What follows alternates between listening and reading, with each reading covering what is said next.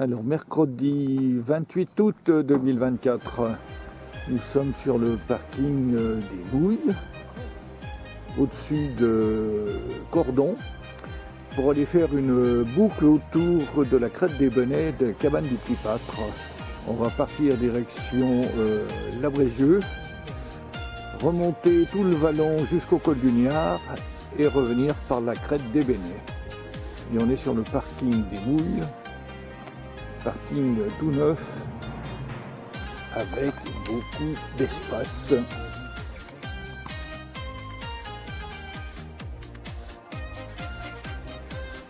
Le départ du chemin descend assez raide, mais c'est pas grave parce qu'on ne repassera pas par là. Et tout de suite, la vue se dégage très vite.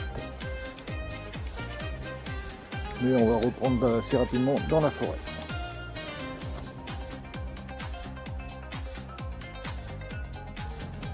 On a un passage à La Bézieux, ça descend beaucoup.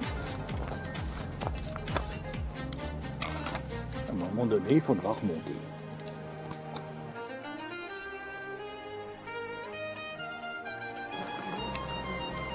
Voilà, on a un chemin qui suit une courbe de niveau grosso modo.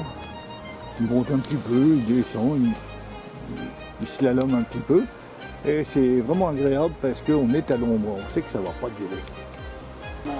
Quand la nature le décide, un sapin qui pousse sur le restant d'un autre sapin. Là, des fois, on voit les fonds comme ça, après, ouais.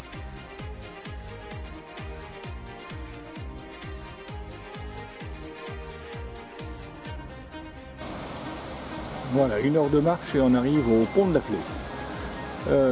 Actuellement, ils sont en train de faire une centrale hydroélectrique.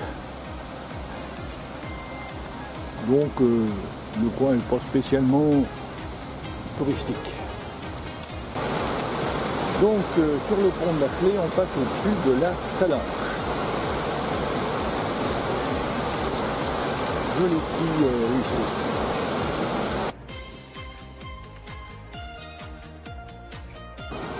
Voilà, et là on va prendre la Grande Côte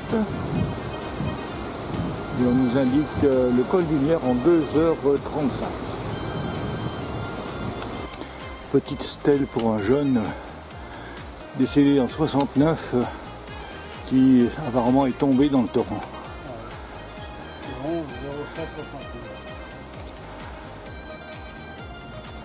Et ça continue à monter. Alors on est sur un petit pont qui enjambe le torrent avec au fond une cascade. Ça veut plus, hein. Oh, des jolies villes.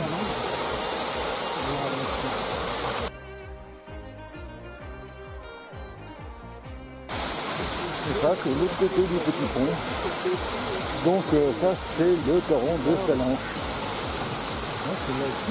Alors petit chalet d'alpage niché presque sous la pointe percée et sous les 4 têtes.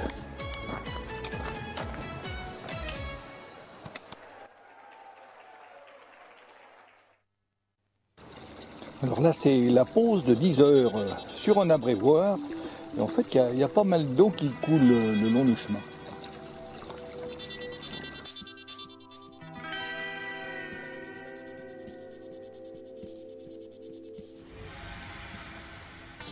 Voilà, cette fois on arrive à la Charmette. Il faut reconnaître qu'ils ont une sacrée vue.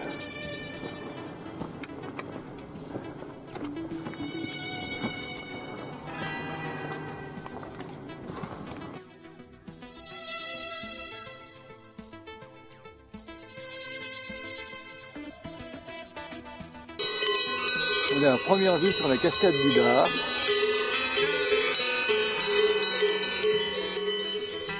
On arrive dans l'alpage et la pierre fendue là juste devant nous.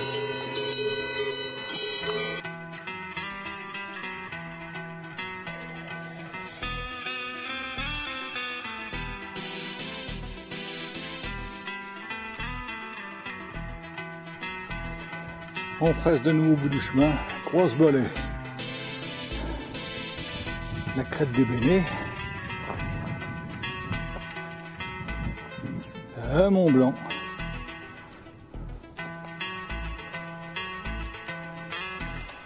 l'aiguille verte là au fond.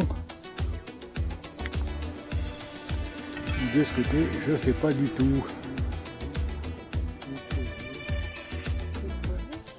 Avec toujours les 4 têtes au fond et la pointe percée ici.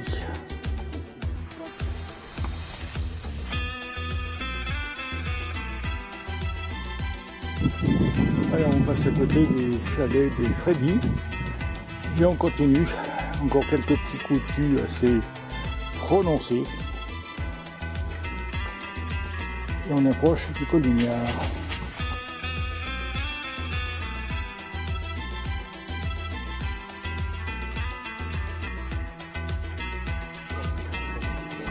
Voilà le Mont Blanc, juste derrière la crête des Bénets.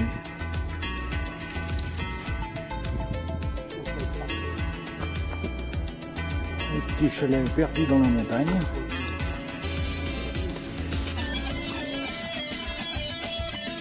Voilà les chalets de cœur. En fait, le chemin nous fait passer juste devant, alors que les cartes nous feraient passer un petit peu à l'écart. Mais non, ça passe justement, et l'embranchement se trouve juste devant le chalet. Et par la suite, on suit cette petite trace là en bas.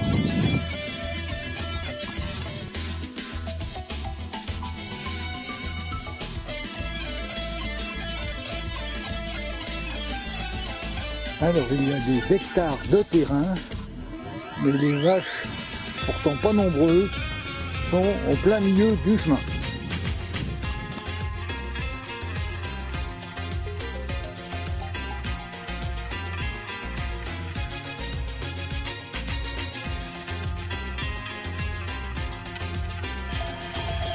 Allez, un petit panoramique au col du Niard, on était arrêté à même pas une minute. Avec au fond le Charvin et devant la pointe de la Montalaz, où on était il y a 15 jours. Montard devant, il est là derrière.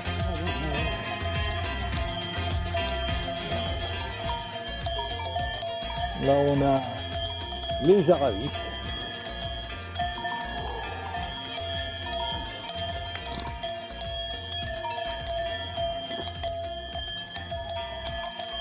Les vaches qui nous suivent depuis tout à l'heure. Elles nous aiment bien.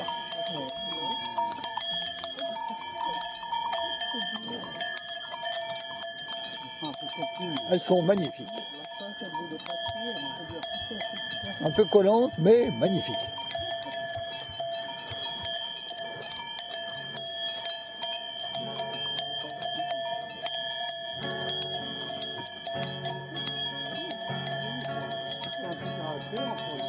On va aller rejoindre la crête des Bénets là-bas au fond.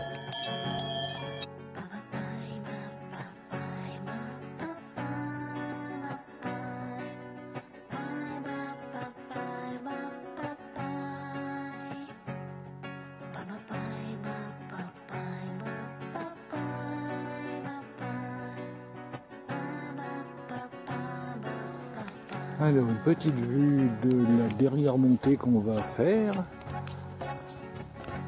Je sais pas trop si on la voit bien, mais elle va nous ramener là-haut où il y a les moutons et les patous.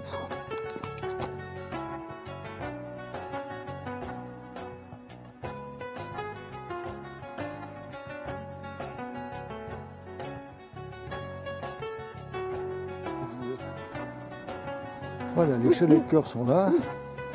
Donc on a suivi le chemin qui monte au-dessus. Allons, ça je sais.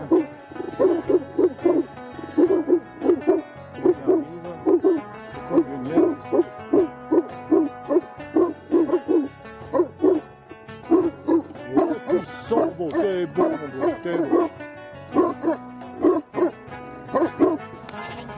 Voilà le troupeau, magnifique. Des moutons, des chèvres, des agneaux, des chevreaux. Et il y a tout un paquet de chiens. Il y en a 3, 4, 5 ici et encore 3 là-haut. Voilà, on est arrivé à la cabane du Petit Pâtre. On peut continuer sur Croise-Bollet, mais alors ça va bien pour aujourd'hui.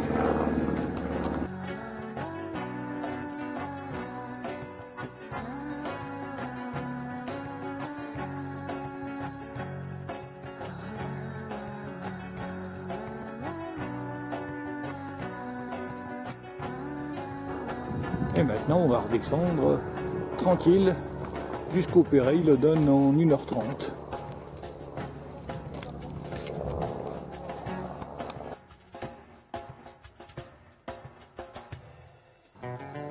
Voilà, donc en face on a l'aiguille du Midi.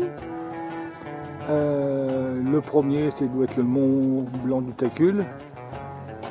Le Mont Blanc lui-même est dans les nuages, donc on ne le verra pas. Et tout le reste de la chaîne. Alors de ce côté, si je dis pas de bêtises, au fond on doit avoir la pointe de la Mondalasque qui me paraît vachement pointue. Après on a une croix au sommet, ça doit être la croix de l'Étal, ou une mur d'acier peut-être.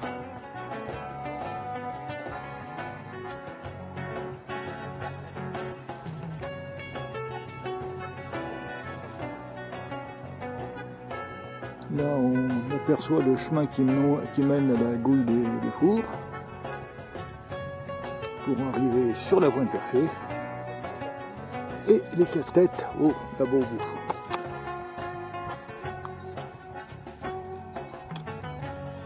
Voilà, alors là, on a attaqué la descente, c'est très calme sur un chemin parfaitement stable. Et on est maintenant à 1h20 du parking du Perret. Passage au niveau des chalets de baignée et on continue à descendre, c'est vraiment très tranquille.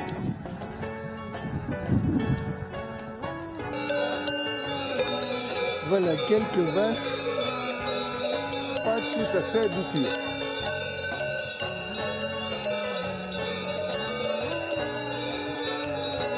Non, c'est le début de la descente était vraiment tranquille.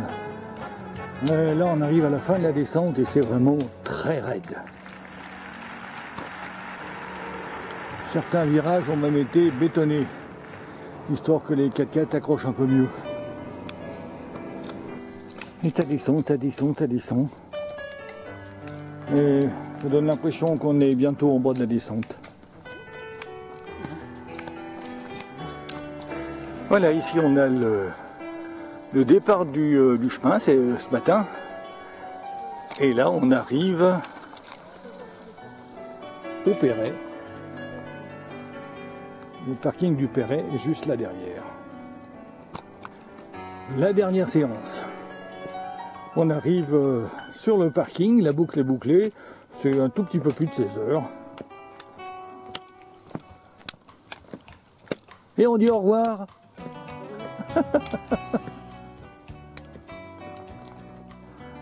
Allez Yvette.